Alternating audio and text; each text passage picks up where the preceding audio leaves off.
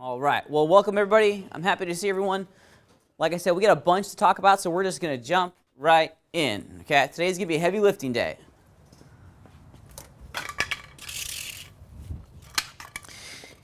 All right. So I'm going to be the bearer of bad news. The next 2 weeks are going to be incredibly technical weeks. Okay. There's no ifs, ands, or buts, no ways around it. I apologize. It's just kind of the nature of our beast. As I mentioned at the beginning of the semester, one of the things that we have to be as game artists, as real-time rendering artists, let's just say, is aware that our pipeline requires a tremendous amount of discipline and a tremendous amount of technical skill. Okay? There's a reason not everyone does this, because at times it can get, this rabbit hole can get very, very deep. So we're going to step in a gigantic mud puddle today called Reat Apologizing. Okay? It's unavoidable. We can't sidestep this step. It's absolutely critical to our entire game art pipeline, but at the same time, it requires a tremendous amount of technical skill. We have to be master craftsmen and technicians of these wonderful tools in order to get something that's usable. So hang in there.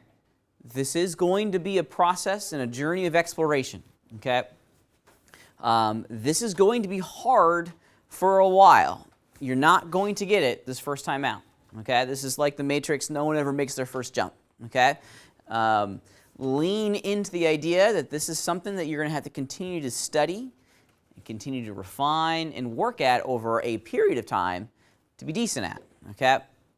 However, if you can do this, if you can get through the swamp of the initial learning period, there's a lot of opportunity in the real-time rendering world. Okay. This is the next 2 weeks, the next two big conversations on Reat Apologizing and UV mapping is where the amateurs and the professionals separate, okay?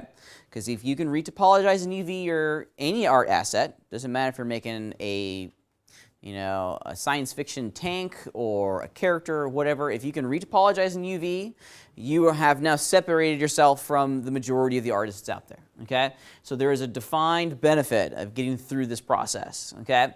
This is absolutely what me on the other side of the fence is going to be looking at if I'm hiring you, okay?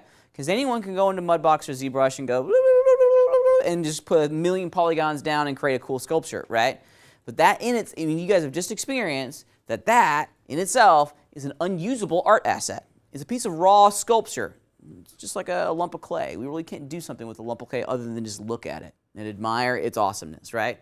But our stuff needs to be textured, it needs to be animated, it needs to be incorporated into an entire game development pipeline. Okay, it needs to be coded and integrated into a very complex environment. To fundamentally create an art asset that is usable requires good topology, and then next week we'll talk about the process of creating good UVs. Okay, topology is an art form unto itself. Okay. If you get good at this, like I said, there's a lot of opportunity. There's a lot of opportunity. I know many artists who just gets all the raw data, all the sculptures from their concept crew, and their job is just to take that sculpture and to make an art asset out of it. Okay? So, you ready? Yeah. Probably not. Whew, okay. So, our conversation today is going to revolve exclusively around topology. Okay? Now, what is topology? The grid. I like it. Yeah, that's a great way of thinking about it. It's just the grid of polygons that construct our mesh. Think of it as the geometry and how that individual chunk of geometry is laid out. Okay. I like to think of topology a little bit differently, and luckily for us here on the Googs, Google Maps provide us with a wonderful service. Here we go. I don't know where this is. Let's just do Sacramento. Okay. All right, so here's good old Sacramento City College in Google Maps. Okay. However, if we start to change, you gotta remember how to do it in the non-mobile version. Let's see. Oh, no. Oh, this is it. Okay, hopefully things are still working on the live stream, and I believe them to be. Just got an error message. Okay, so let's take this back over into Canvas and start exploring what it is that we're going to be doing this week. And to start us off, if we go into week 6, we're going to do this together as a class. I've given you guys some reference of a hand, and we're going to start talking about a couple things here. So we're going to be retopologizing your body. That's going to be our homework this week, okay? And then specifically, we're going to start with this hand reference collection of files. Let me just download it real fast. We're going to be looking at a number of different things. All right, so, and specifically I want to look at the front. As you can see, this is a picture of my hand. No, it's not a picture of my hand, right? I don't have those lovely fingernails. But this is where we're going to start. Now, whenever we're retopologizing or just creating our meshes itself, we have to critically examine what it is that we're building, right? And look for areas where the slope of the model drastically changes. Now, the cool thing about looking at a hand is that there's a high likelihood that you have at least one of them in front of you, okay? Now, if you look at the slope of your hands, where are the high parts? Where are the low parts? Especially in the palm of your hand. Where are the high parts and where are the low parts? High parts are around the thumb muscles. Yeah, we have this humongous muscle on our thumb, right? You know, on my hand, you know, that thumb side, I think this has everything to do with the fact that this is my dominant hand. I mean, that's pretty meaty right there, okay? And then we have a natural low point in the center, okay?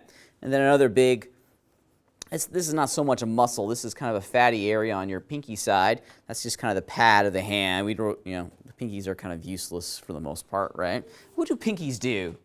Nothing really, right? You like square them out when you hold like a teacup and look pompous? There you go. I like it, the little teacup thing, right? Thing is to add as a weight for putting things down. Oh, I didn't know that.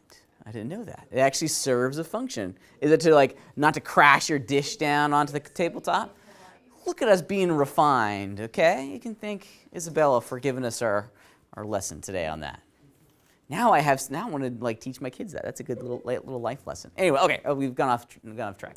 Okay, but so whenever there's an extreme change in slope, we need to understand and analyze that area. Okay, and we also need to define that area with some geometry, some loop geometry. Okay, and you're going to hear me say loop about 10,000 times today. Okay, think of a loop of geometry like a zone, an area that almost kind of acts as the boundary of that area.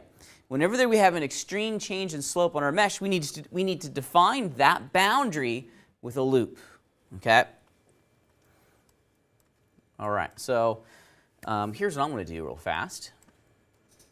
Sometimes just exploring this in like Photoshop is a good place to begin. All right. So check it out. Whoa, a little too close. All right. So I don't care so much about the fingers, but the palm of the hand has some things in here that we need to consider, okay? Specifically, I'm just going to roll into the brush tool real fast. Let's change it to a nice, lovely shade of red on a new layer, okay? So check it out. We have this lovely shape in here that we need to capture, okay? If you look at the way the palm is structured, you can actually see the flow of things kind of going down this way, right? But then it terminates and stops. That entire slope meets another boundary, okay?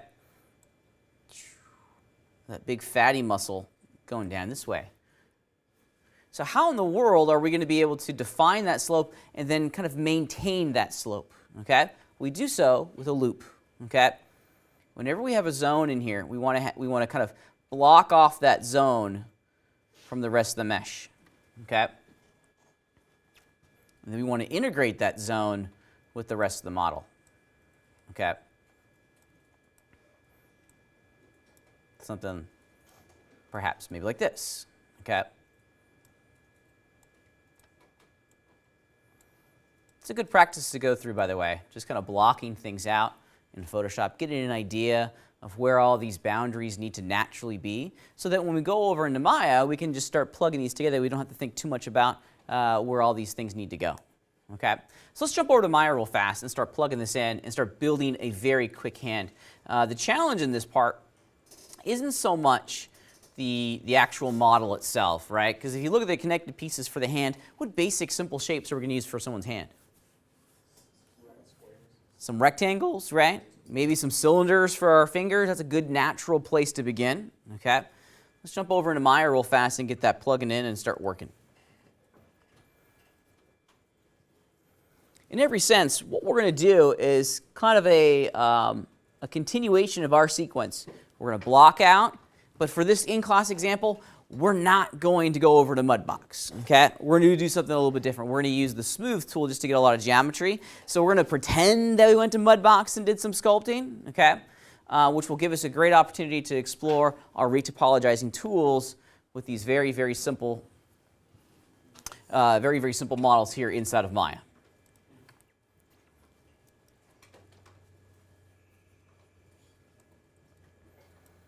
All right.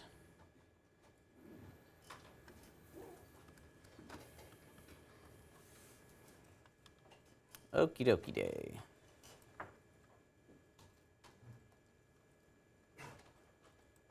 All right, let's get this image plane in here. I'm going to zip over to my front view and load the image plane.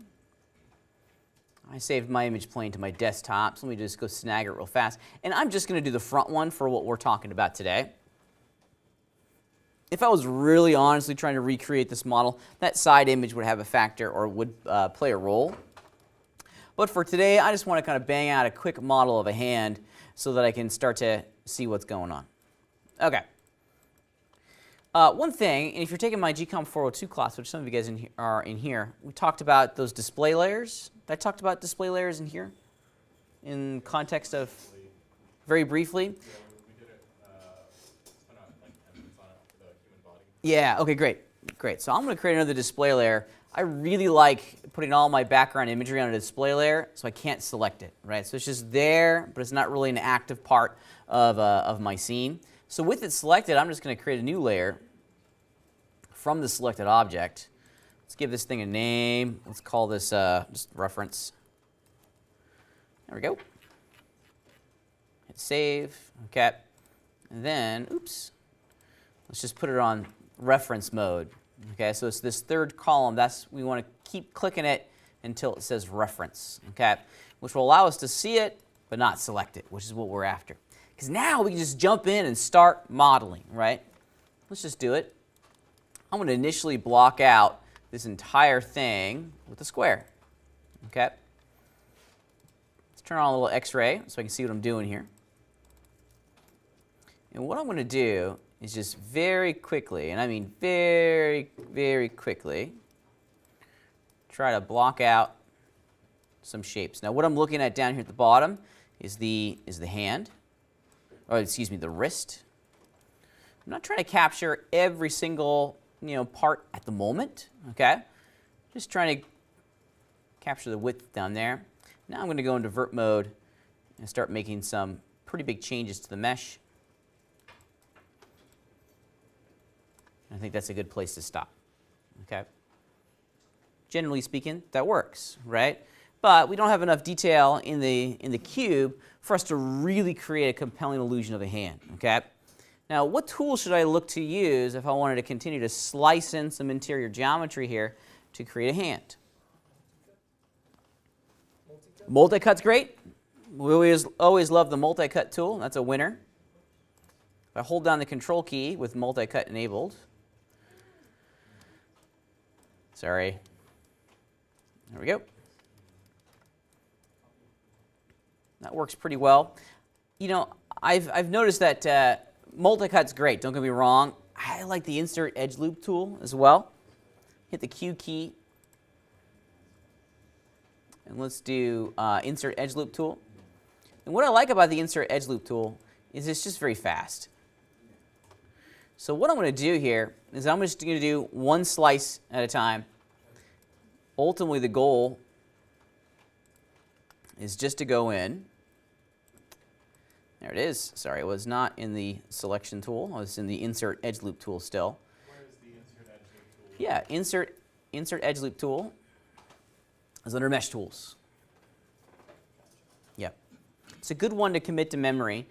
It has some really fantastic features that are in its options that are very useful. Very useful. All right. So this is looking pretty good. So I want to hit the G key. Again, it's not letting me do it. So I'll just fire it off one more time. And what I'm trying to establish here, as I mentioned, is just where the fingers are going to go.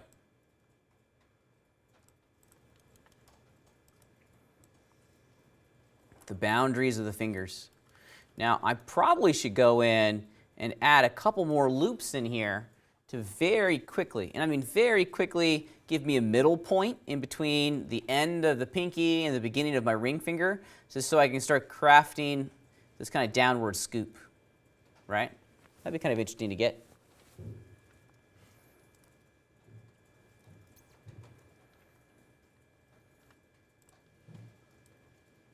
Right about there. I'm going to do that one at the same time.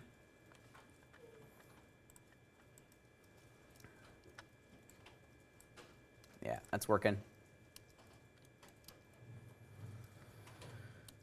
Okay.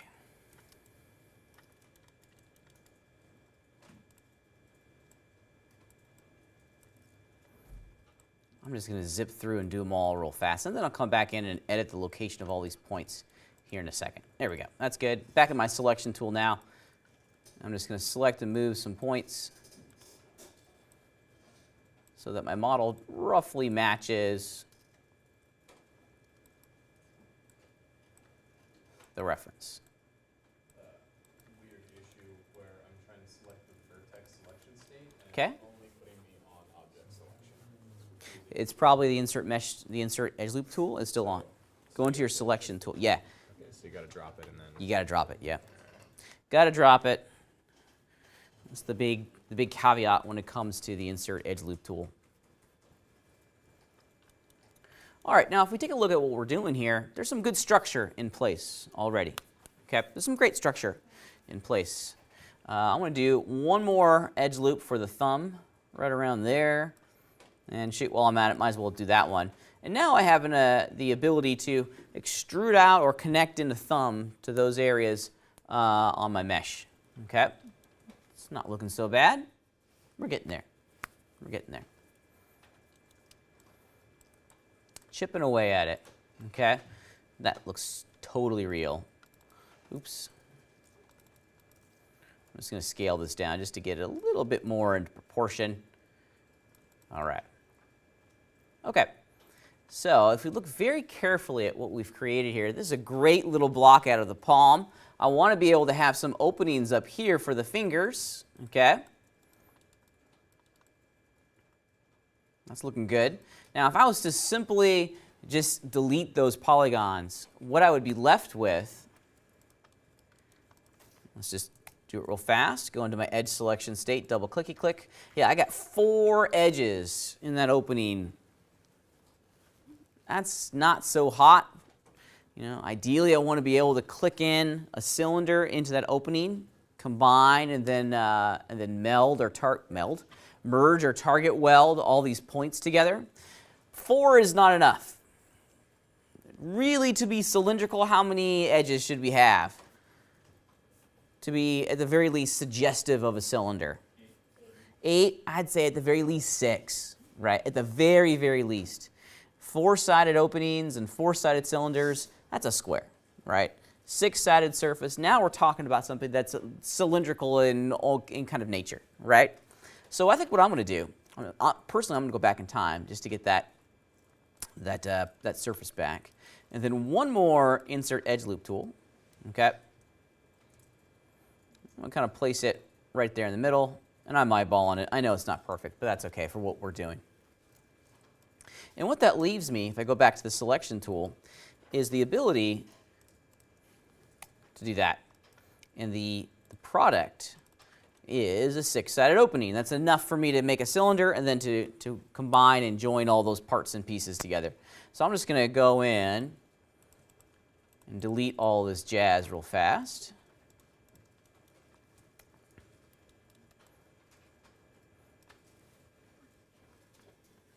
And then I can make some cylinders and click it in. Okay. Now, if I really wanted, probably what I should have is not a 6-sided cylinder, but in actuality, an 8-sided one, right? Because there's not a lot of detail. If you think about the 6-sided cylinder and the points that we have here, this is great on the sides. With this point in here on the sides, we'll definitely be able to kind of establish a radius on the outsides of the finger, but our fingers are almost completely cylindrical down its tube, its length, right? So really, honestly, we don't have any information on the front, on the palm side and the back side to continue to sculpt and to add that detail in, right? I want that detail. I want the ability to very quickly go in and make it into a cylinder. So I'm going to, once again, it's back to insert edge loop. I want to put a middle point. Just very quickly block it in, something like that. Okay, so now if I was to select the openings with my selection tool, yep, 8 sides, 8, 8. Cool, now I can make an 8-sided cylinder, combine and merge all those points, and I'm on the way. Let's just do that real fast. I'm not going to be able to do this for all of them, but let's see how many I can do real fast, just so we have a cool point of reference. So now we get to make some new poly cylinders. Let's change some of our input parameters. Our subdivision axis we're going to put to 8. Voila. Okay. And before we go any further, it's a good practice. I'm going to get rid of all these polygons down at the bottoms, control backspace, and I can start moving and positioning where I want this thing to go. Since it's already right here in the center, let's make this the middle finger.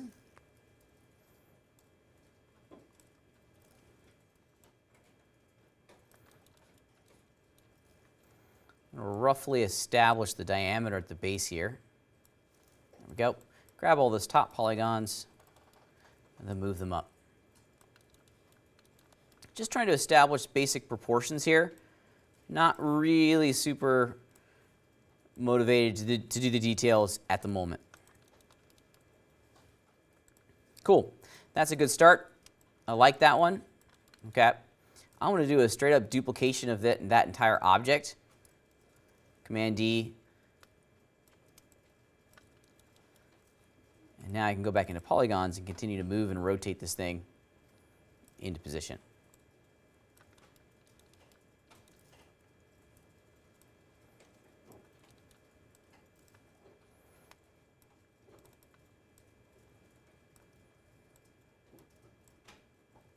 That's good. Whoa. That's not so hot.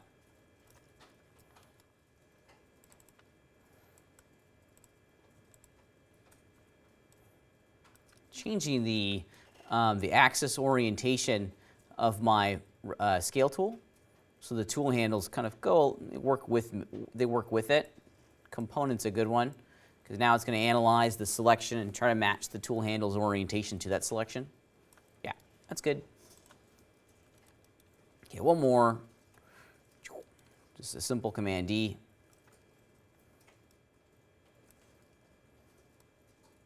Oops. I don't care so much about the pivot point at this particular moment in time. I'm just trying to very quickly work through and get what I'm after.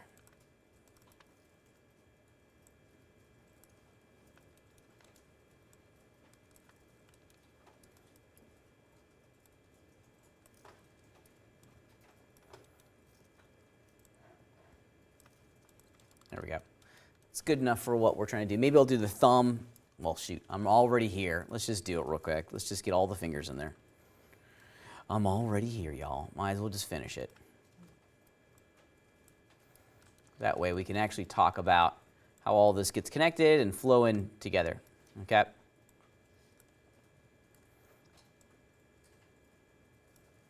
My pinky will be kind of an oddly shaped pinky.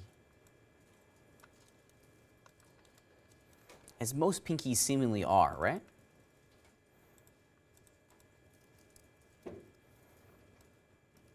The pinky, the red-headed stepchild of the appendage world. No one talks about the pinky. Pinkies get no love. They're like drummers, right? They get no love. They're super important, but they get no attention. Everyone wants to be the index finger. Okay.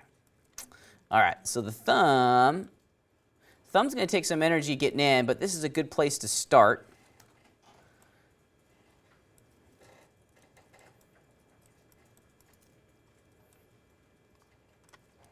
Yep, that's a good place to start. And then I'll have to extrude out that top cap to get where I want it to go. And that is where I'm going to end it. Okay, so if you look at my structure here, especially in my outliner, I really just have, what, a cube and 5 cylinders, okay? I need to start combining and welding these together to get the result that I'm after, right? How do I do that? Yeah, physically run the combine operation. I'm in object mode right now, so I'm going to select all the objects that I want to combine. And then under our mesh tools, we have, of course, naturally combine. What's the first thing you should look to do after you combine something? Delete the history. Delete the history. Great job. So combine it, and then bloop, here's the history right here. And that gets rid of all of our dependencies inside the mesh. And now we can start going in and bridging these things together. Bridging all these parts and pieces, and that's really ultimately what we're after here. Let's run bridge. Yep, looks good.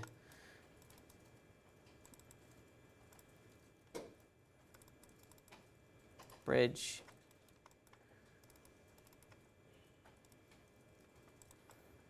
Now clearly I got some work as I transition down onto the actual sculpture. We'll manage that a little bit later. Now for the thumb, when I bridge it, yep, that's looking better. I think I may give it an extra division. Yeah, that way I can go in and move some of these verts around to reference to get what I'm after.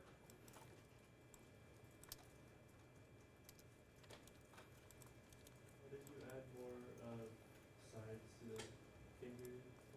Yeah, so to add more sides to the cylinder, have this, you need to select the cylinder.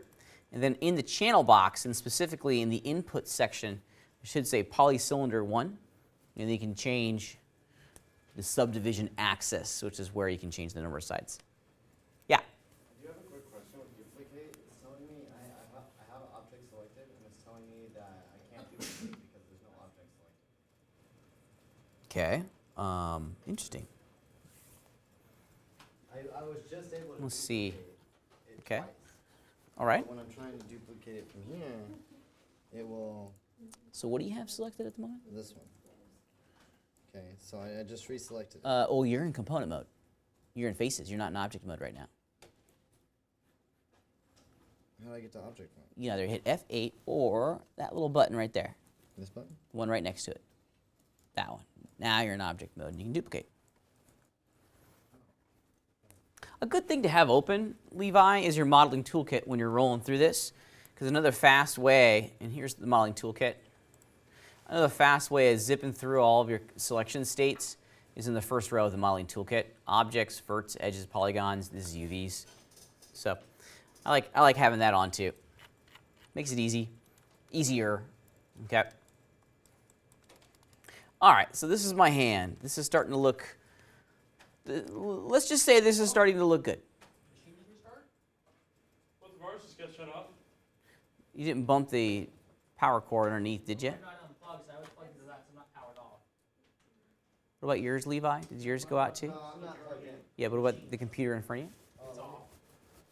Okay, It's on still. I was following them out. awesome. You didn't, there's not a power strip underneath the desk that got bumped? Yeah, he's plugged into that exact power. Okay. Can you turn it back on? Well, that may be. It's plugged in. Yeah, but the battery's charged. Oh, okay. Yeah, no, they're not turned back on. Interesting. Okay, jump to different machines. Sorry about that. Sorry. It's on the other side, Ms. Stanley. How do you duplicate and mirror? You don't have to. There's actually a mirror command. It's turning back on. Great. So mirror is under the mesh pull-down menu. It's the water. It could be. I doubt it. It's not really raining now. I'm kidding. I think the likelihood of it being a little power surge or,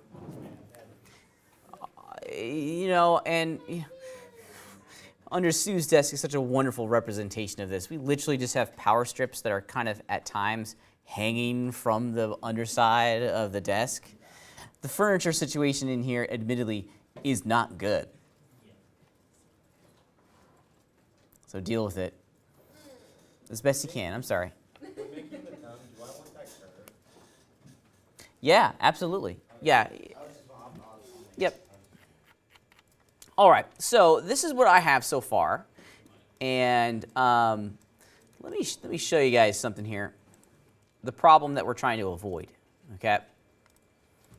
All right. So this is what I have. This is my hand. It looks great, doesn't it? But it is all one piece. It's all one connected piece. But we have a little bit of an issue that we have to battle. Okay. And that's the number of polygons that are currently in here. And this is going to be an issue that we're going to have to kind of face and fight against going forward, even in its most low resolution state. As an experiment, let me just show you something real fast. I'm going to delete the history on this mesh. And I'm going to delete all the polygons down here.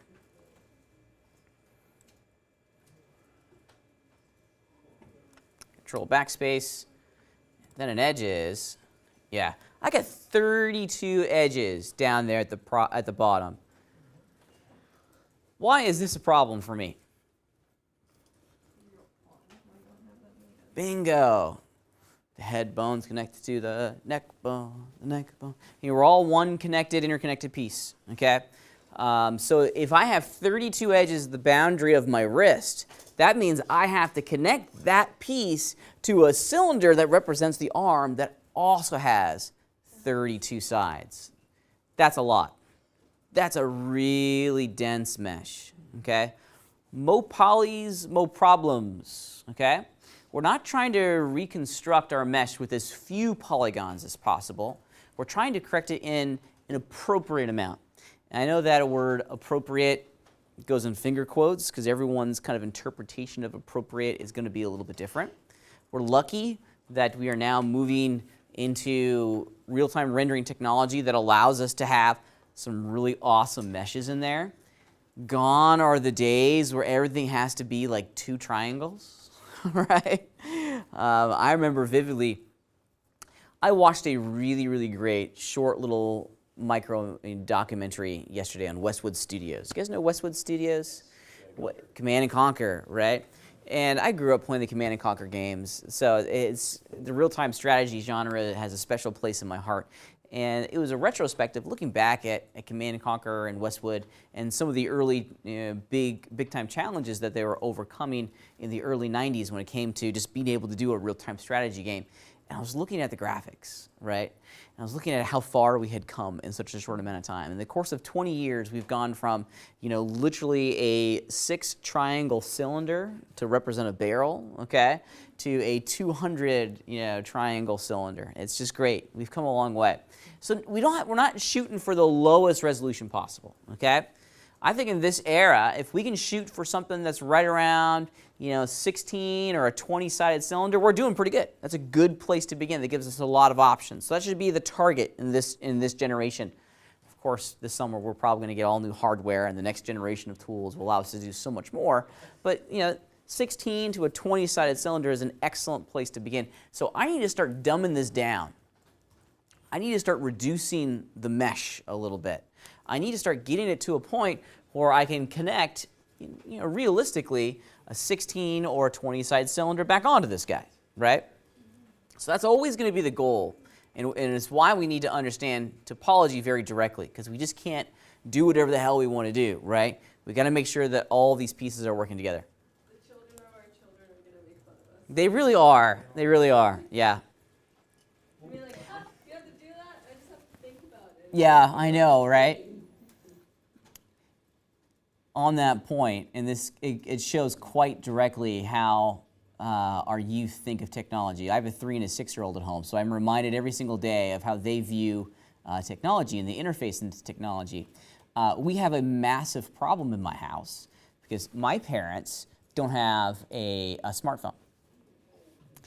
So the ability to do like FaceTime or video chats is zero with my parents, right?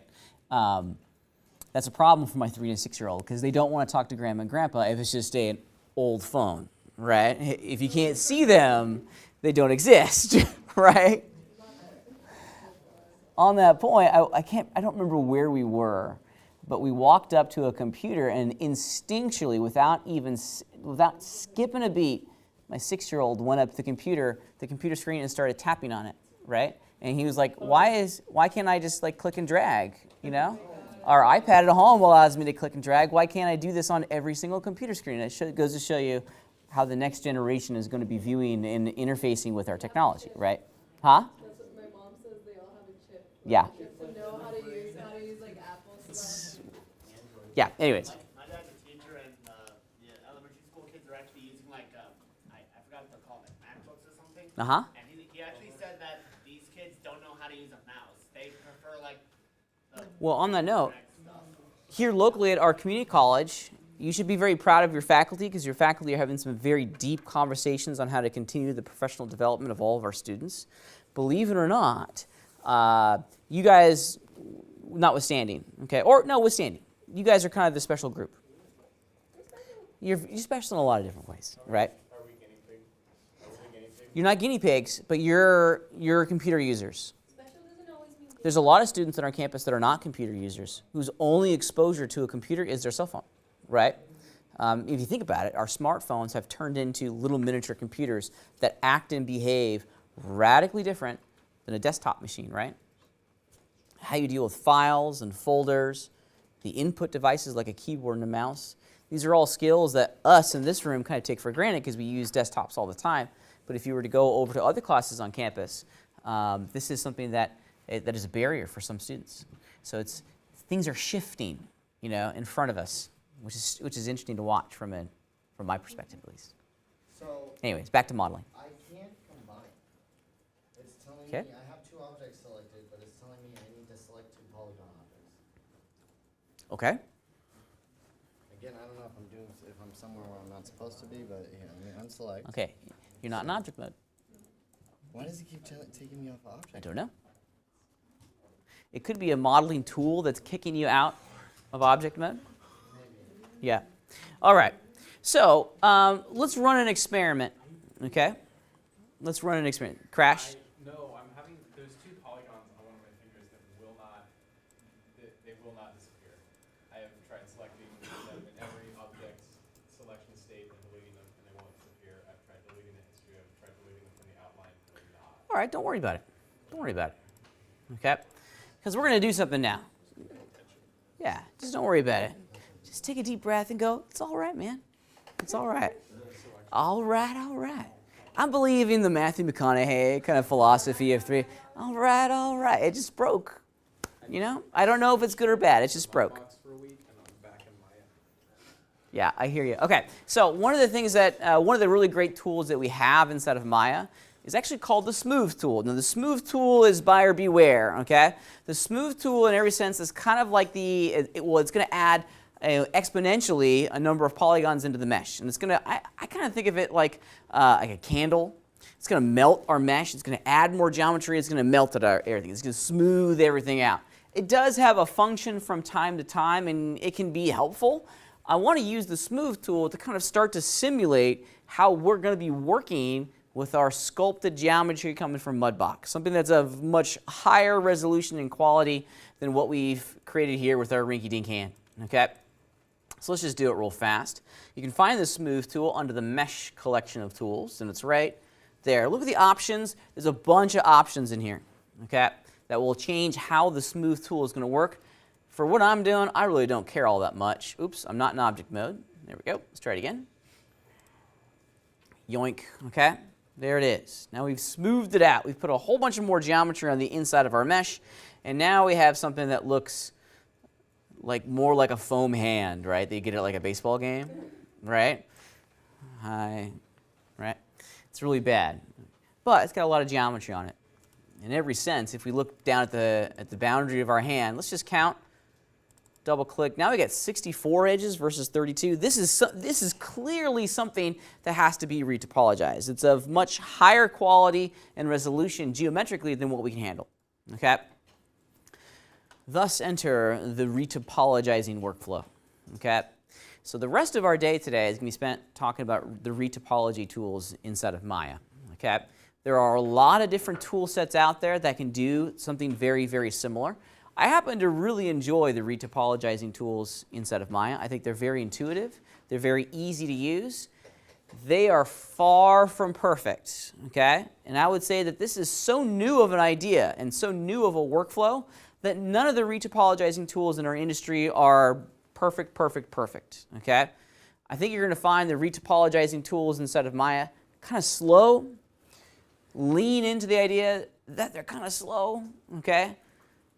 Yeah, well, you can't, I was going to say, go grab a cup of coffee, get your favorite tea, and just slowly retopologize, right? You can't do that over in the design lab because they don't allow you to drink, coffee and tea while you're working, but if you're at home, just kind of lean into the idea that this is going to be a slow process. Save as Often. Save and save often when you're retopologizing, because what we're asking Maya to do is to handle a tremendous amount of data, okay? So we're going to rebuild our little hand here, okay, using the retopologizing tools inside of Maya. And in doing so, we're going to place the structure exactly where we need it to be, okay, so that when we start connecting all these polygons, we can get the loop geometry, right around here for the thumb, right where we want it to, and get it at a resolution that makes sense, okay? You guys ready? Remember, lean into the idea that this is going to be a slow process. And I think, actually, honestly, I like that it's slow because it forces me to consider. It forces me to think about what I'm doing before I do it. Okay? It makes me pay more attention to detail. Bingo. It makes you pay more attention because you have to pay attention. In order to get all this geometry connected to each other, you have to pay attention to what you're asking the computer to do. Kenny, did you have a question? I did. Okay, great. So let's do it. This is going to be kind of a multi-stage process here. The first thing that we're going to do is jump over into object mode. Okay, so there's my little hand. It feels weird not having the conclusion of my thumb on there. It looks so strange, kind of stumpy. That's I'm going to call my model Stumpy. Stumpy McHands. Okay, so here's Stumpy McHands, and the first step in the retopologizing process is to get Maya to kind of cache and memorize the location of all the verts on this object. We're going to make it hit a button that's kind of doesn't make sense in my mind, but it's what we have. It's the Make Live button. Okay, we select the geometry and then we hit Make Live, and then any new geometry that we create is going to be placed on whatever object was made live. I think once you see it, it'll make a little bit more sense. Let's do it real fast. I got my object already selected. The Make Live button is going to be found at the top of your screen. Okay? Okay. See how it says No Live Surface up here? That little guy, okay, the little magnet-looking thing, is going to take the selected object and make it live. Okay? So it's going to remember all the location of all the verts on this object. Okay? Bloop.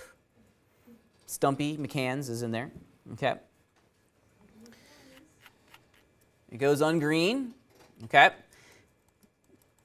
See how we can't select it? That's okay.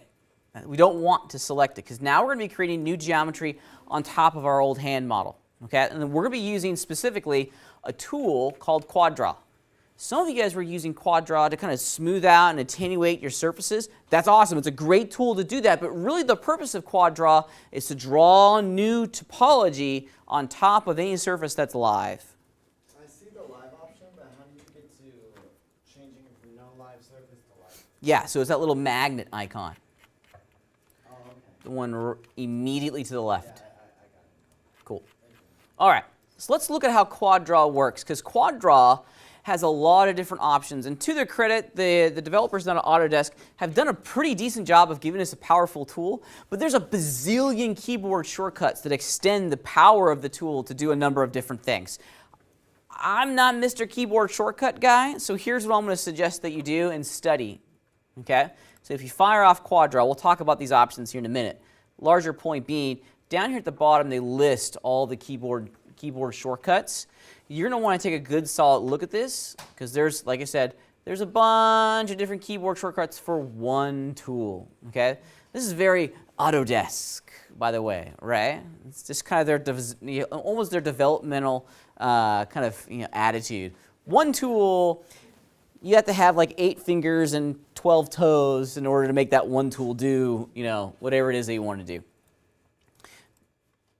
We'll come back to this here in a minute. Okay, so the first place that we're going to start with is establishing those loops. Okay, whenever we're starting retopologizing, we want to define some boundary loops quickly.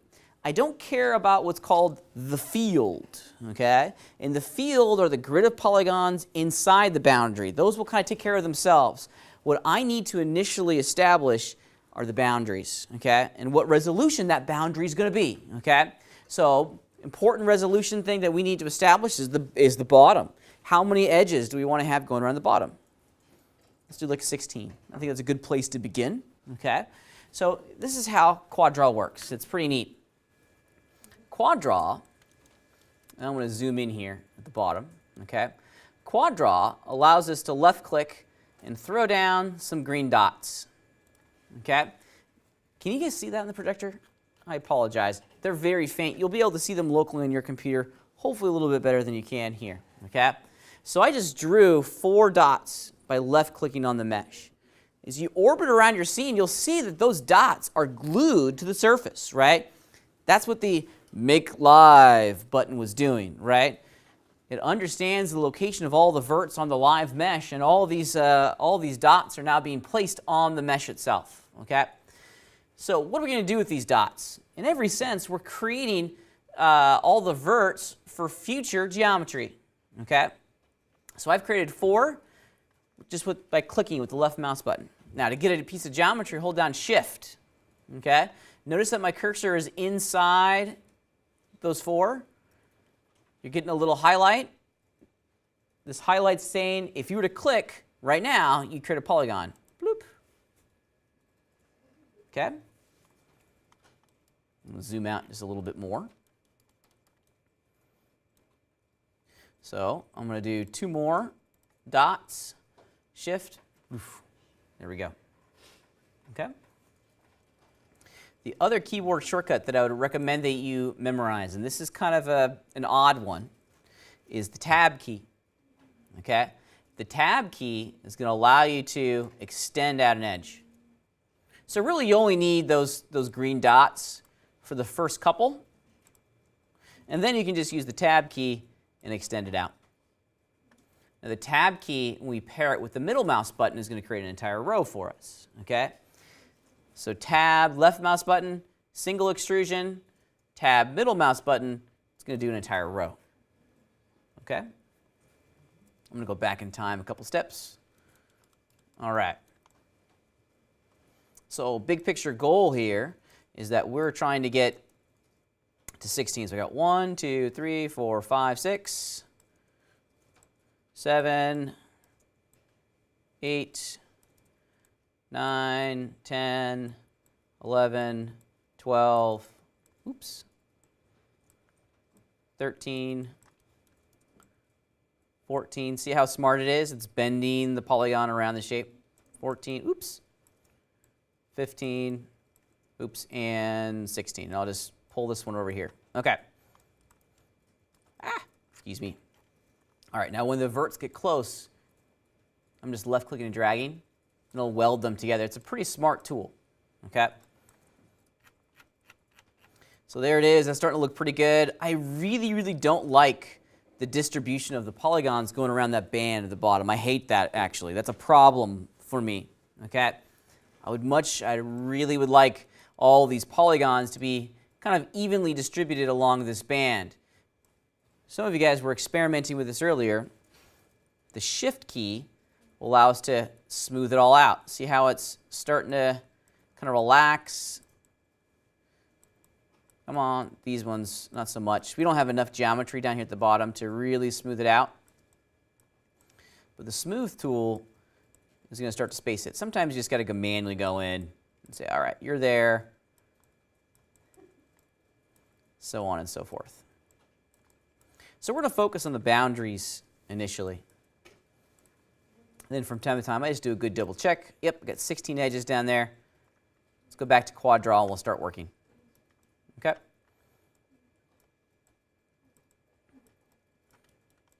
So Quadra allows us to very quickly go in and use the existing geometry and draw on top of it.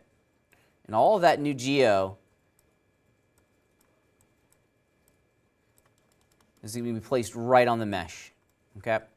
So it's all about boundaries. It's all about boundaries. Okay. So I've established my first boundary.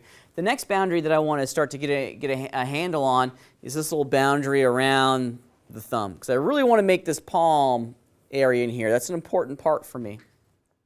So I need to start defining that boundary with some geometry. Again, I'm not focusing so much on the field at the moment. Okay. I'm just looking at the boundaries. So again, I've gone into Quadra. I'm going to use my reference here to help guide this decision-making process. Okay.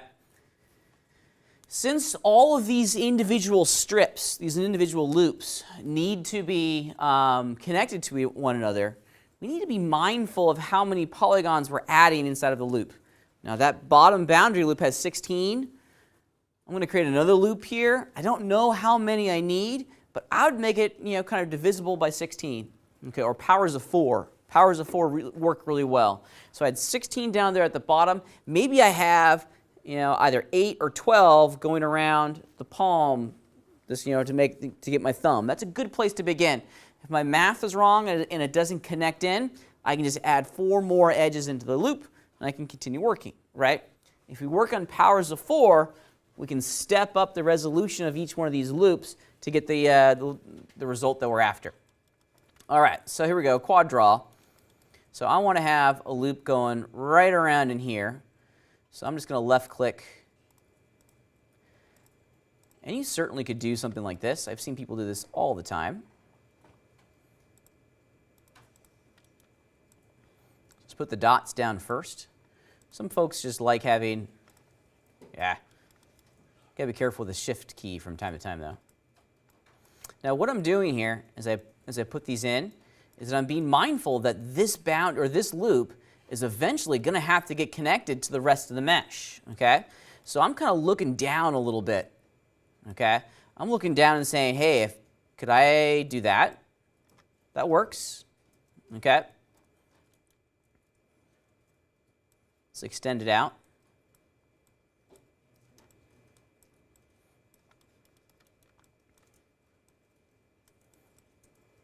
Holding down the tab key again.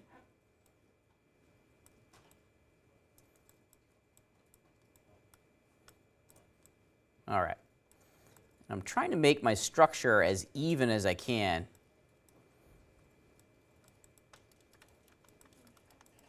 Now we don't want a zillion polygons in here. You say you're trying to make it as even as possible. Does the Quadra tool work with the symmetry tool? Does the Quadra tool work with symmetry? I believe it does. Yeah. So if we wanted to have it precisely the same on both sides, that would be You certainly could possible? use it is possible. Yeah. Now, when you're starting in on this process, my big time recommendation is to be kind of chunky with it, okay? Remember, we're trying to create a result here that does not have 1,000 polygons on it, right? We don't want a bazillion polygons. We want we want as few as we need, right? So I'm keeping it kind of chunky. And I think I actually have too many in here initially, but we'll see how this goes, okay?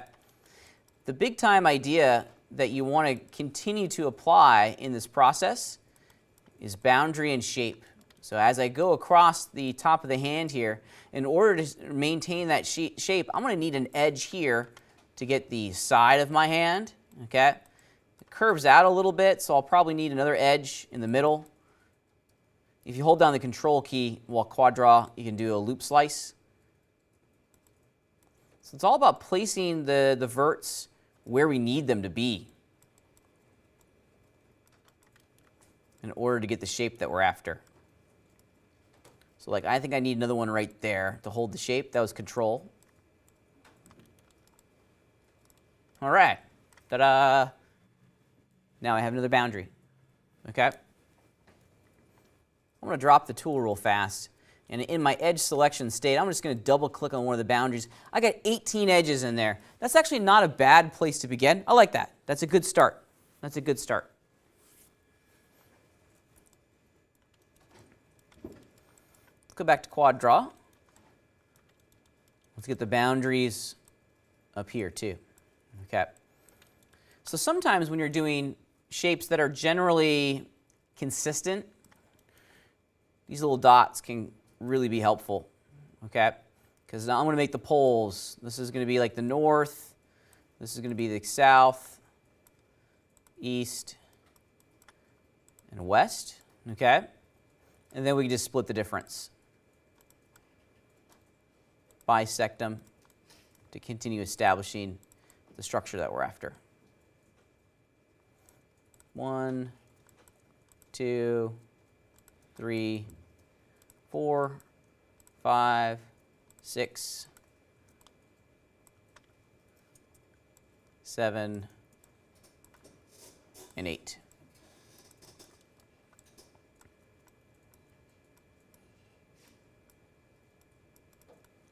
Okay, so I was trying to select that little vert right there, and I accidentally threw down some of these green dots. These green dots are awesome, but they're also turned into the bane of our existence, because sometimes you just like add a whole bunch of dots on there that you don't need or want. This was staring me in my face for a long, long time. There's a clear dots option over in Quadra. Yeah, but it's kind of what I would call below the fold. You guys know that expression, below the fold?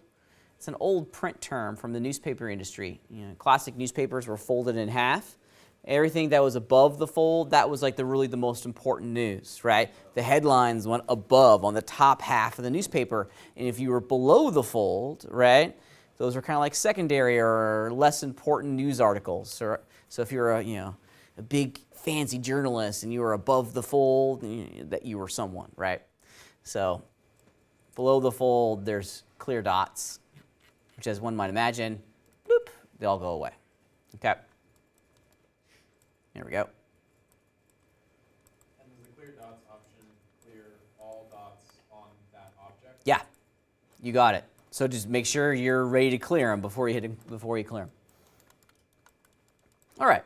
So I would continue to do that on all of my fingers, just establishing these little 8 polygon rings on all of my fingers. Okay. These are the boundaries. This is where the mesh fundamentally changes its slope or changes its feature inside the model. And again, I'm not trying to be super high resolution. That kind of is defeating the purpose. We're trying to, we're trying to create like a medium resolution mesh for all this. Let me do one more, and then we'll go, and we'll maybe take a little break. Okay. 1.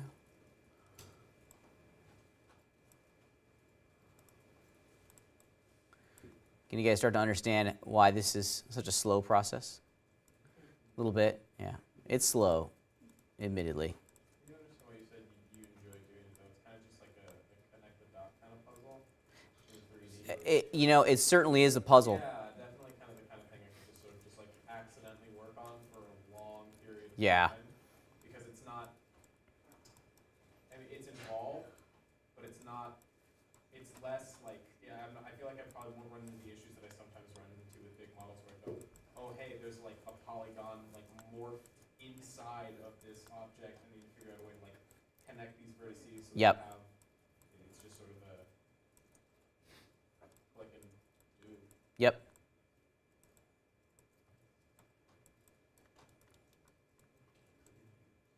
There we go. Oops, I missed one. Where did I miss it? Right there. Okay. And this allows you to very quickly go in and fix mistakes. I think what Dominic said is on point, right? In the earlier stages, and a lot of folks were probably questioning my method to my madness. And I was like, don't worry about the ZBrush or the Mudbox sculpt. It's all going to change, right? Because here in the Reat Apologizing stage, this is where we physically go in and we create the final mesh, okay? Yeah? Hold down the control key while Quadra's on. We can add edges or loops inside of an existing polygon or an existing edge loop. So how do you clear dots again? Yeah, it's over here in our Quadra options. In mine, I gotta scroll down a little bit. Oh, I see. Yeah, great.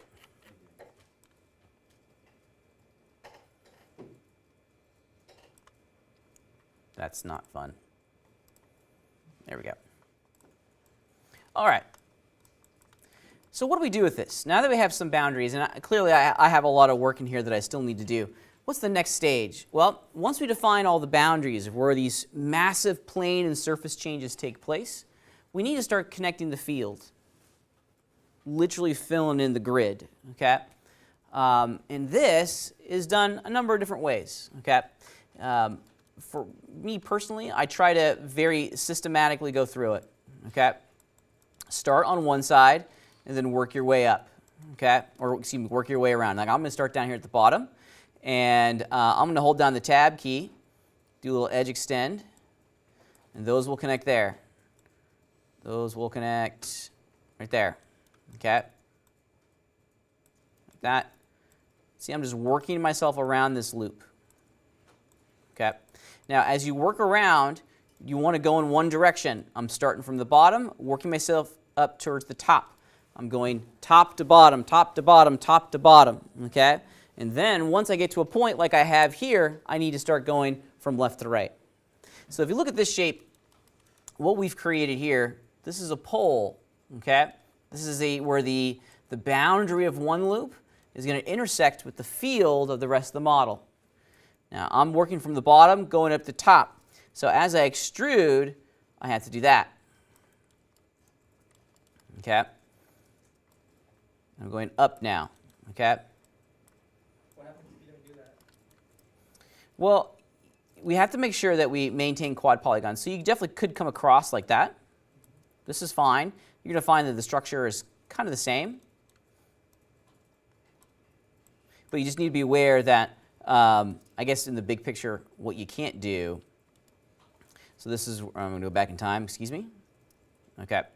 So I was doing this. Okay. What we can't do is do this and skip it. Okay.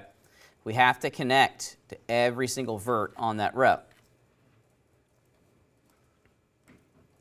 That's the only way to maintain quad polygons. You're going to have these little stars, these five-sided stars. You're going to have them. It's part of the modeling process. They are unavoidable. Okay.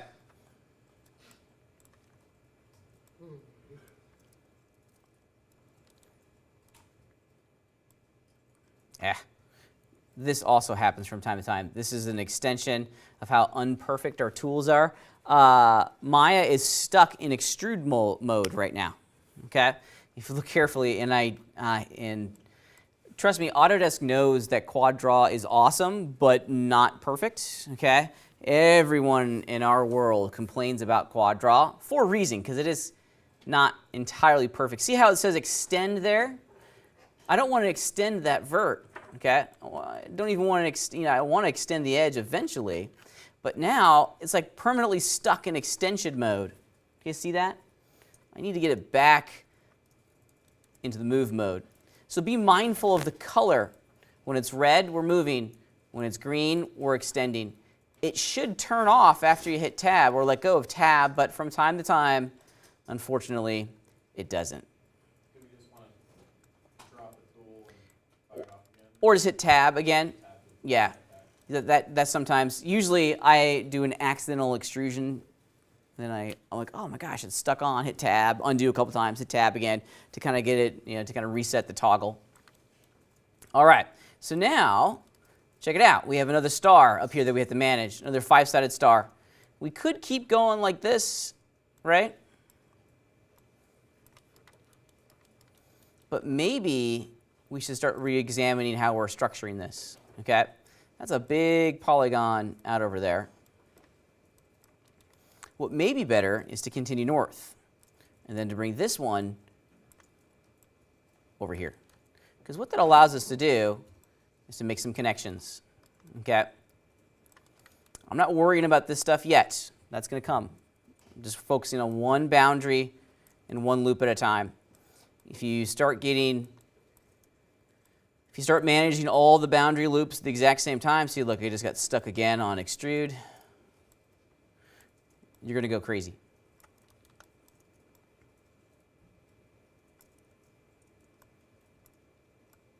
Yeah, there it is. All right, so now we go that way, that way. There we go. So 5-sided stars, and these little poles, as they're often called. See how I got a little star shape there with all the verts and the edges? You got to pick and choose where you want to put them. Okay. I tend to put all of my poles at major changes in slope. Okay. It's a good start, a good starting point. And then if we need to change it, we can go back in and restructure it. Okay. This also allows us to see where the n-gons are going to go and how we can avoid them. If you look at the shape that I've created down here, that vert can go there, but then it creates a gigantic n-gon, which I'm not really looking forward to creating at all. I want to try to create quad polygons. So maybe the solution is something like this. And this is why we try to do it as chunky as possible. Okay? Hold down Shift, fill in the gap. Okay? Because with just a couple polygons in there, these problems are really easy to see the solution to. If we got a zillion polygons in there, then it's like, where am I going to send this flow, right? Where am I going to send this geo to get what I'm after? All right, now that that boundary is finished, I can start experimenting and exploring what I need to do to get that boundary hooked in to my ring up here. So that's an easy one. I always like to start with the easy ones, right? I'm all about the little victories. But now we can start to see pretty intensely here that we have to change our plan a little bit. That this is fundamentally not going to work. Where am I going to take this edge? Okay, that one can go there, but where's this one going to go? Over there? Maybe. Okay, that's an idea. I don't like creating geometry until I absolutely have to. So that one big polygon on the back is going to get shuffled over a little bit to accommodate these fellers coming down. Okay. Now these over here can get connected to their neighbor. They are, in every sense, gigantic puzzles. The answers you should be asking, or the questions that you should be asking yourself is, what is the purpose of this polygon? What surface or plane within the shape is it responsible for creating? Okay? I have no magic solutions. There's only ideas with retopologizing. And for me, whenever I'm doing this, I always come back to that root question. What is the purpose of this polygon? What is its role inside the mesh? Okay? How is this polygon being used to create the illusion of the little webbed areas inside the fingers, right? There are many solutions to retopologizing this hand. This is mine, okay? And if I was to do it again, it would probably be a slightly different solution, right? Because it's going to change every time you go through this process. This is why I said that retopologizing is kind of an art. It's 1,000 little puzzles. Okay. There we go. Now, if I was to start bringing this one down over here, this is totally cool. That's very legit. I mean, that would work. Okay. Start relaxing some of this. And this is one of the cool things about Quadra. You can hold down Shift, okay, and just smooth it out. I love that. It makes my day, right? Because it just kind of evens the geometry out when you're smoothing it around. Seems really helpful because I was looking on the other side of the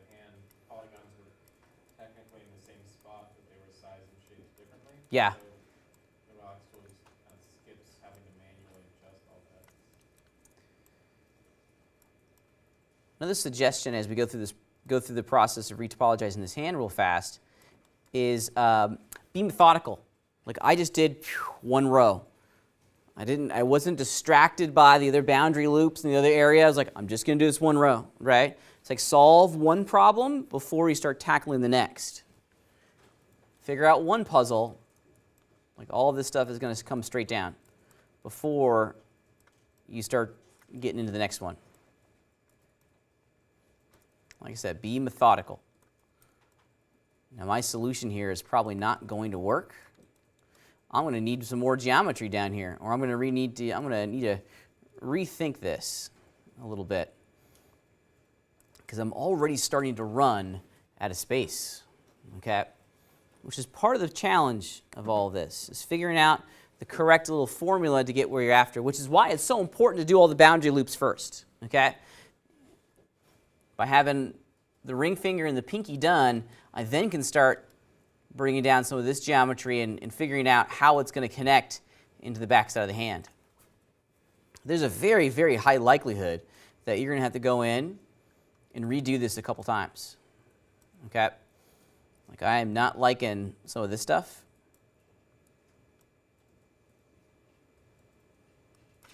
Command backspace, okay? Back to Quadra, because I'm running out of polygons down here, which may force me to add some more resolution or to shift some of this resolution over, shift some of these edges to accommodate all of this info coming down the back. Okay. So if you had done the loops around the other two fingers, that would allow you to have sort of a better visual of what needs to be filled in, so you're not running into this situation where suddenly you have less space than anticipated. Bingo. Yeah. I tell you what, now's an excellent time to take a little break. I'm going to continue putting the rings of the finger in because there's one final idea that I want to show you guys before we start tackling the face, okay, which is going to take some love, okay? So 250, please. Good 10 minutes, okay? I want to make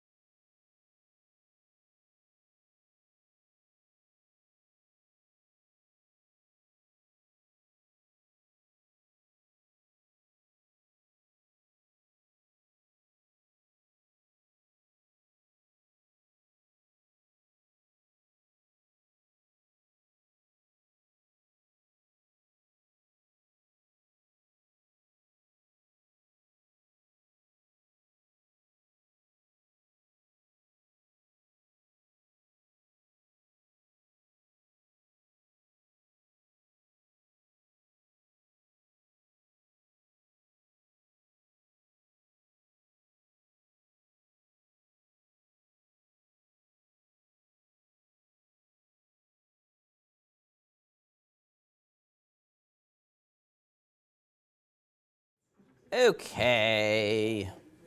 All right. So while you guys were on break, I kind of did some more of the rings here, okay, on the bottom of the fingers. And I started to bring up the surface for the fingers themselves. And this is really kind of speaks, once you have those boundary loops established, creating the fields at time gets really easy. Let me show you in the context of one of these fingers. So I could, if I wanted to, hold down the tab key and then left click. I could do that, right? But no, thank you, okay? Instead, tab key and then middle mouse click. See how I'm doing the entire row, okay? So that's a fast way of getting things kind of thrown together here. So row is also A loop, yeah. I'm sorry, I misspoke. The correct terminology is a loop, yeah. And I'm just bringing it right up, being mindful that I'm trying to create a consistent pattern as I go through this as much as I can. But I wanted to kind of conclude our conversation about the hand by drawing an illustration of some very important problems for us when it comes to retopologizing, okay? So we're trying to be predictable, and we're trying to create a uniform kind of grid, if you will, okay? Now, on my uniform grid, I want to be able to take a certain number of these and do this. You saw me doing this earlier. I'm just going to keep marching my way all the way down to the bottom here, and clunk. Same with this one. When it comes to the topology of the mesh, I like to think of it as water droplets on a piece of glass. Wherever those water droplets go, kind of define the curvature of that glass. And here I am down at the bottom, and I have a big time problem, right? I've run out of edges on the back side of the hand. This is a huge problem for me because now, where am I going to take the edges for, this part in here? I mean, I can't do this. This would look weird. I'm going to do it just to kind of show you how weird it would be. I can't do this, right? And wrap it around the hand. It needs to terminate down at the bottom, right? Those polygons need to flow from the fingertips, but they need to terminate and end down there at what would be the wrist. They can't wrap around the model and then connect back up here to the other side. That's just not going to work. So what we need to perform here, and I'm going to hit undo. What we need to perform is called reduction. And the best way to kind of illustrate what reduction is all about is by bringing down an entire row. That way, oops, I'm sorry, I grabbed the wrong one. Let's just connect these into their neighbors here real quick. That way they make sense.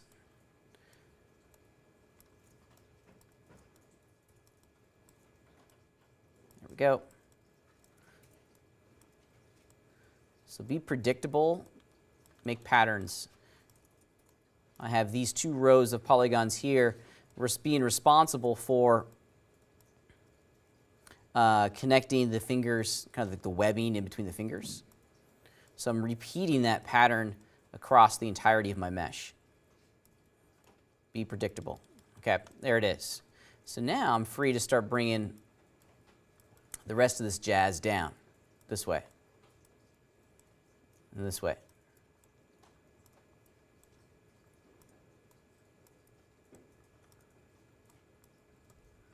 And lastly, we have that one. Okay.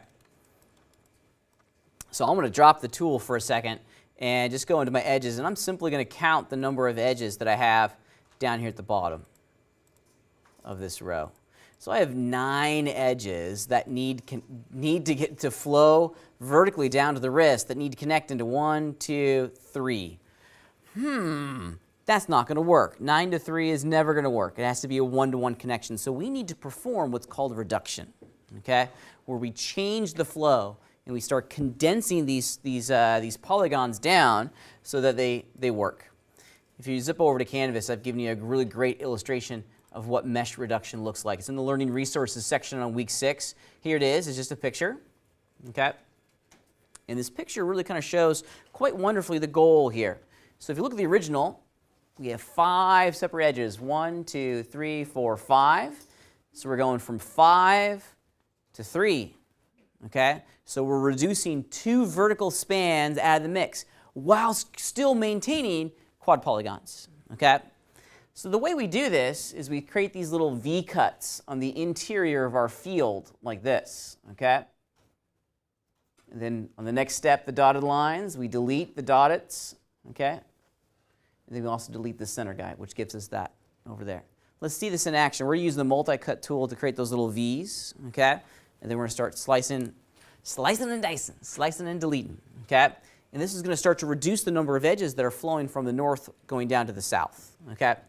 You see this all over the place in retopologizing, and this is a perfect opportunity to do it. Let's see. I think to really see and understand it, I'm going to do this. Then I'm going to smooth this out. Oh, one thing about the smooth tool that is important to remember, okay? That's just so great. See how when I hold down the smooth tool, it's not doing the boundary edges all that much? It kind of is, but we can start to influence what the smooth does over here. Actually, it's not really the smooth tool. When you're holding down shift, it's technically relax. Relax, man. Okay? We can change the parameters of what the shift key is going to do. If you, for example, want to just do the interior verts, you can relax just the inside ones. The boundaries will stay the same. Or we can do just the border verts. Okay? Like, for example, as I try to relax, let me go back in time. Now with my relax setting set to border verts, see how it's not smoothing on the inside, it's only smoothing out the boundaries. So we're in control of the relax key a little bit based off of its parameters. Okay. Let's put this back to interior. I'm going to smooth some of this stuff out. See how it's not doing the boundary now? So we're in the driver's seat, which I'm thankful for. So here's a great opportunity for us to start reducing. Okay. I want to start trimming the number of polygons that are flowing down to the conclusion of my mesh. And let's see if we can get as many of these out of the way as we possibly can, because that may help, right? So we need to kind of zero in, and I'm going to go back to the multi-cut tool. Okay? We need to start zeroing in on 5 edges. So here's 1, here's 2, here's 3, here's 4, and here's 5. Okay? If you look back at the reference, it's really kind of like 4 polygons, but 5 edges.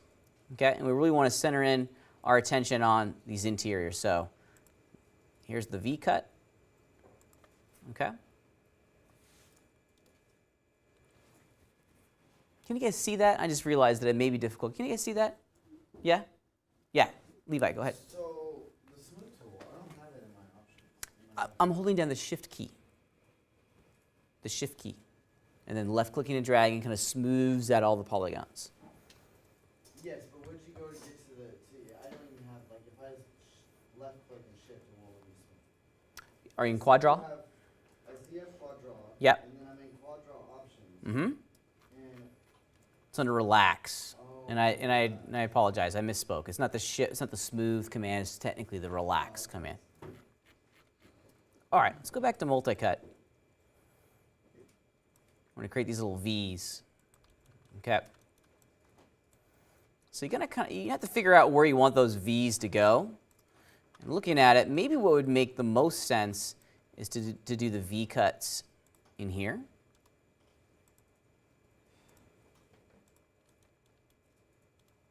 Let's see what that gets us. Okay, now I'm going to get out of the multi-cut tool. And now we need to start selecting some edges. And admittedly, it's kind of difficult to see the mesh with our live templated option behind it. So having access to your outliner will help in a moment like this. Because now I can just grab old Stumpy here and just hide it. Cool. That works. Okay, so per our example, once we make the V cut, now we're going to start selecting the edges at the boundaries of the V, at the tippy top of the V.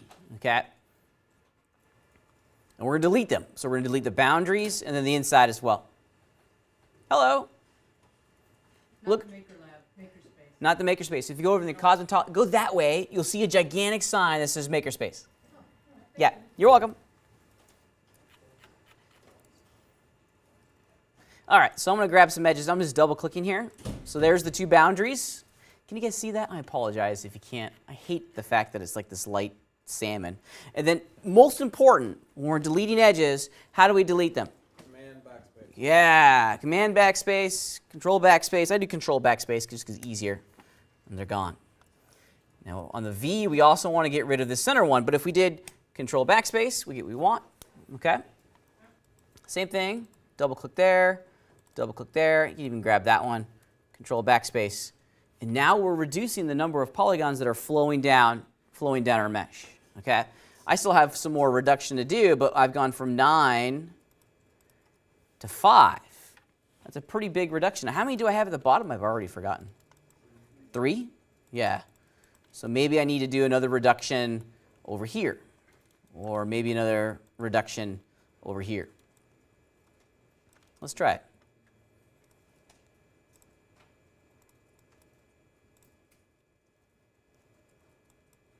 Make the V's. Now this one, let's see if this works. I'm not sure if this one's going to work.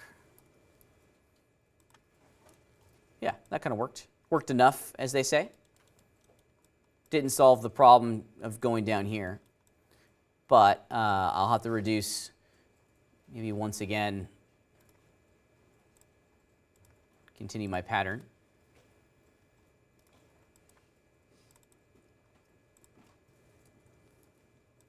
So now I'm down to what? 4? Yep. And I think I'll be able to manage that. But this reduction tip is critical because we want to be in control of how these polygons are flowing down our mesh.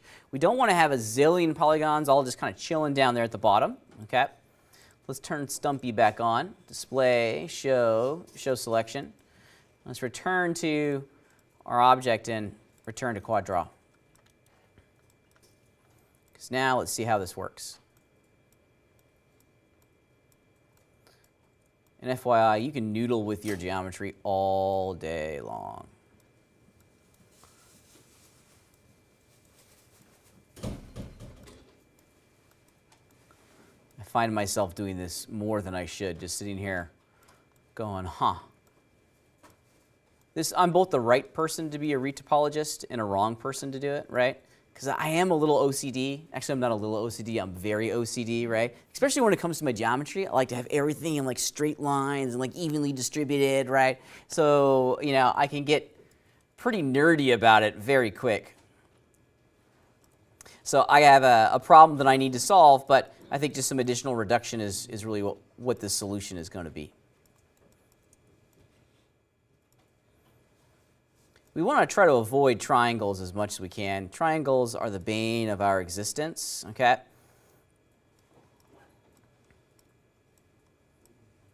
Yep, I thought maybe I was going to get lucky.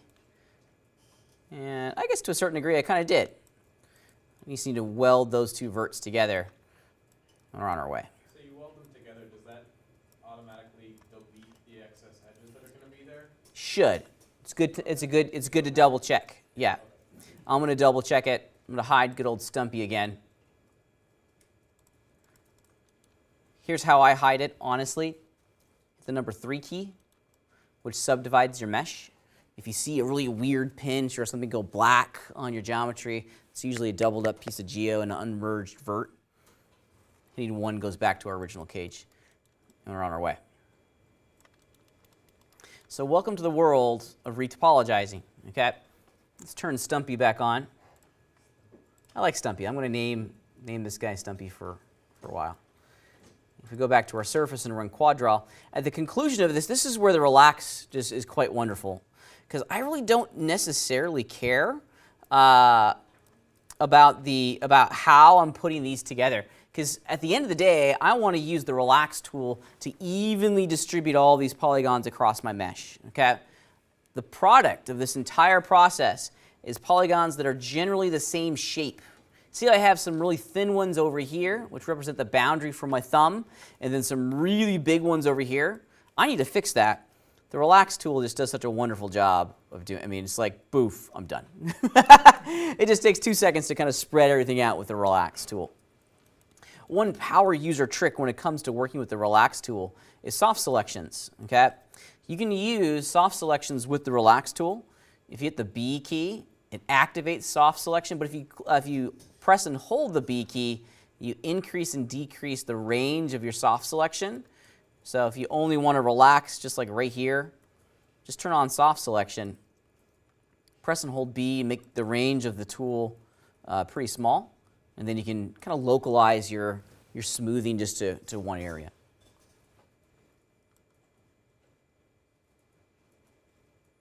I can do this all day. And then voila, looking good. Sometimes the computer gets goes a little crazy. Save. Yeah, save. All right. So this process takes time. It's a slow process, but it's a process that we need to get very comfortable with, okay? Because the results can be pretty entertaining, and they definitely can be very satisfying.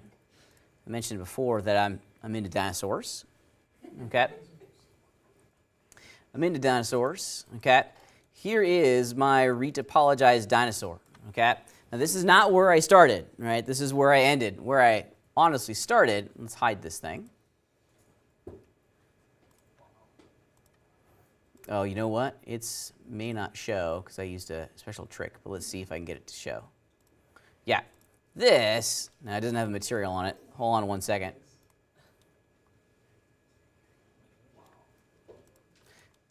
That's where I started, okay? That's the raw sculpted geo, okay? Yeah. So I had to go back in and re-topologize that, right? A while. I mean, it's slow, right? This is not a fast process at all. But you go from that. Let me hide the original to this. Okay. This is usable. This is something that we now can UV, which I've done. You can continue sculpting on it to get better resolution sculpts and stuff. This is now an art asset that can continue to flow through our process. So what makes repologizing makes it usable? Why can't we just? I'm just wondering why can't we just use the mudbox? I Okay. understand it's a lot of polygons. Yeah. But why can't you just use the mudbox file? They can still reshape it. So in a real-time rendering engine, we want to get the resolution of our mesh down to something that's kind of manageable for the engine, right? Because it's having to manage all these polygons in real time, okay? So throwing a $46 million dinosaur at the real-time rendering engine is you're going to get a frame rate of like 1. one frame a second. It's just not going to render in real time. So by bumping it down, we're able to produce a mesh that looks identical to the high resolution, but at a kind of a load that it can handle. Okay. Yep. Because I've gone from Most game engines kind of only function with quad polygons. yep. Why is that? Is it just sort of like? Well, actually, most game engines function with triangles. Yeah. The game rigs I've gotten have been all triangle based. They're all triangular based. But if everything is a quad polygon, you can just cut it in half. Bingo, you got it. Diagonally slice it in half, one quad turns into 2 triangles. Triangles are very, very difficult to edit, to create, and manage. So at the authoring stage, at the modeling stage, we want to work with quads, right? With the idea that everything is going to get triangulated later. So is it a software limitation why most game engines work with triangles, or is it just sort of an industry decision? It's a hardware. It's a hardware thing. The reason why is so easy it's hard. Huh? Graphics cards only process triangles, right? Why? Because Think about it. It's simpler. It's simpler. It's easier to manage. unless Bingo, there it is. It's easier to manage 3 sides instead of 4. The math is just simpler. That is the exclusive reason why everything gets bumped down to a triangle. Things and threes are much more just stable. Yep. Which is weird. Like, you guys play it mathematically. Yeah. Okay. So here's what I want us to do. We're going to continue to practice this a little bit. We're going to practice this with a file that allows us to explore the Reat Apology system. In addition, it also allows us to get some practice in creating predictable patterns. So if we go back to the week 6 module on Canvas, in our Reat Apology homework, I've given you some really great guides. These are just images that I found online that are excellent in defining the map, if you will. Okay, And I want you to spend some time looking at the head. Now the head has some very specific loops that we need to establish to ensure that we can blink the eyes, open the mouth, even UV it. These zones in the head are really, really crucial, and this is kind of as industry standard as we can make it when it comes to the placement of the geometry on the mesh itself. Each one of these loops has a function, right? The yellow loop, those are the eyes, right? That's the boundary of the eyes. If you look at it, okay, I'm looking right here, by the way, mustard yellow. That's one boundary loop, and I would establish that initially. So all the colored pieces are the ones that we're going to draw with Quadra first. The uncolored ones, that's the field. Those what kind of get connected, you know, after the fact. We focus on the boundaries, the field takes care of itself at times. So we have one loop for the eyes. We have another loop that kind of butts up into the eye that establishes the mouth. Okay? And then immediately below we have another one for the nose. Now the one for the nose is really important because it goes under the nose. Okay? It doesn't go over the nose, it goes under the nose. Okay? And then on the interior, this purple one, these are for the lips, specifically the mouth shape. So the green one facilitates the mouth opening and closing, and then the purple mouth loop facilitates the change in the lip shape as we go through all of our different syllables. 2 questions. Yeah. So everything else that's not colored, that really doesn't matter about like the geometry. It matters. It matters, but not as much as. It matters, but it doesn't matter first. Okay. What matters first are all the colored loops. And then if my person has goggles, like my person has goggles, Mm-hmm. do I still like how am I gonna do the eye? Yeah. If you think about a goggle, okay, if it's connected to the base mesh of the skull itself, those eye loops, just imagine that you're taking those polygons and extruding them straight out. That's the goggle shape, right? The loop geometry, or the location of the loop, is still going to be the same. It may look a little bit different, but the location of the edges are going to be identical. Yeah, no, seriously, if you don't have eyes, I wouldn't worry about it. I wouldn't worry about the loops in that area. They might still have, they might not have like eyes, but they still have, if they're humanoid, they still have the same muscular skeletal structure. They Yeah. have like an ocular thing. Kind of, yeah. And here, let's go back to the big picture kind of strategy when it comes to retopologizing. You have to look at the shape. If there's a shape that needs to be held, like a boundary of someone's skull, we want to define that boundary with a loop. Okay?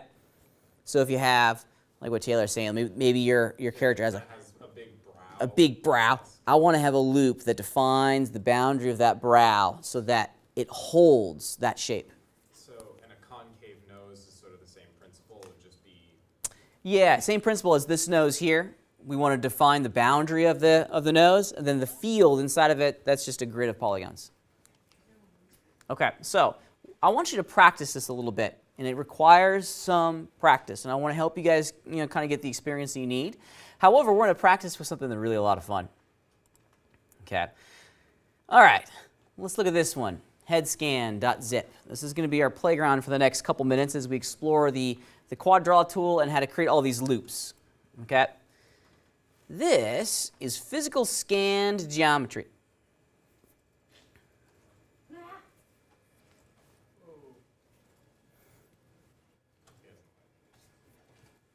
Of course, Canvas is taking forever to download my project file because we're all downloading at the exact same time, which is why it's taking forever.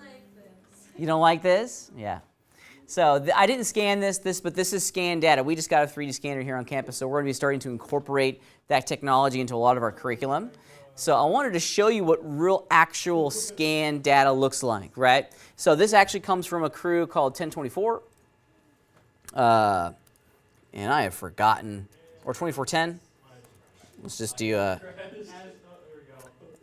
3D scanner shops. I forgot, is it 1024 or 2410? I can't remember off the top of my head.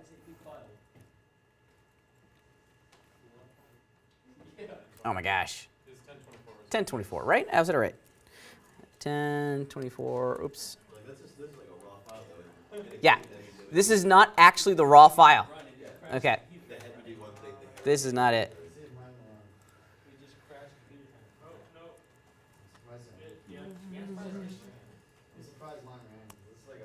Here we go. All right. This is the studio that made the actual scan. Okay.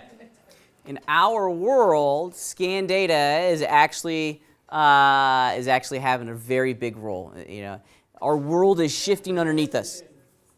Yeah, instead of having a traditional character artist create the cage, if it's a real person, or if it's a person that we can put prosthetics or a costume on and then take pictures and scan it, oftentimes that's the direction people are going to go in, because believe it or not, it's faster, right?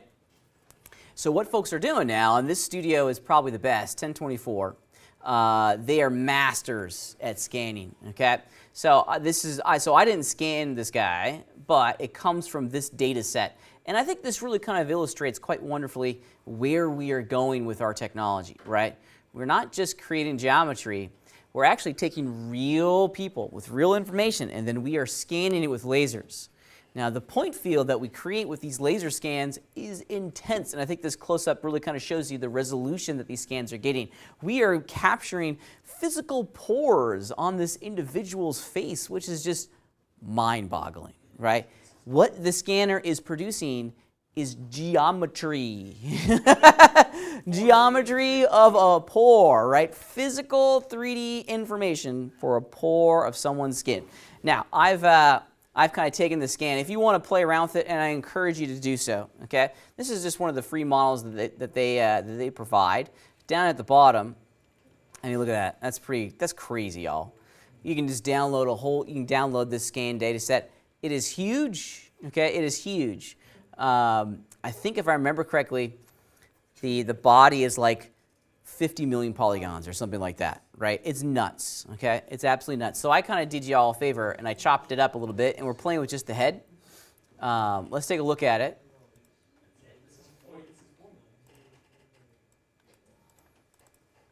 And the reason I wanted you guys to play with this and take a look at it, it's scan data, which is part of our future, right? In addition, it's also really high resolution geometry. It's all been tessellated, okay? If you look at the distribution of the pixels in here, excuse me, of the polygons, see how it's a whole bunch of triangles? This is tessellation, okay?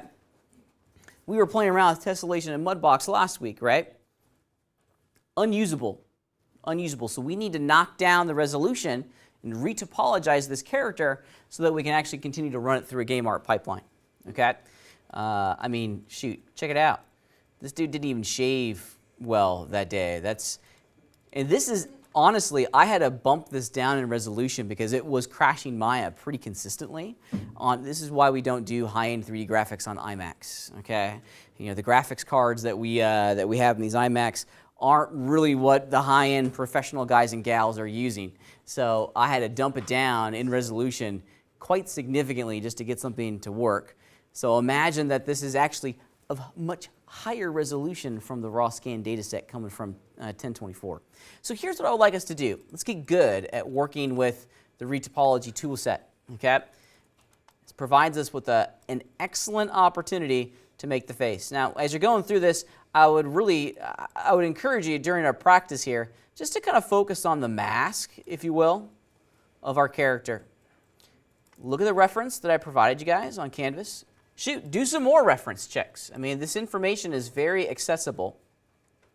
But at the very least, use this picture down at the bottom as a guide for your reconstruction of this gentleman's face.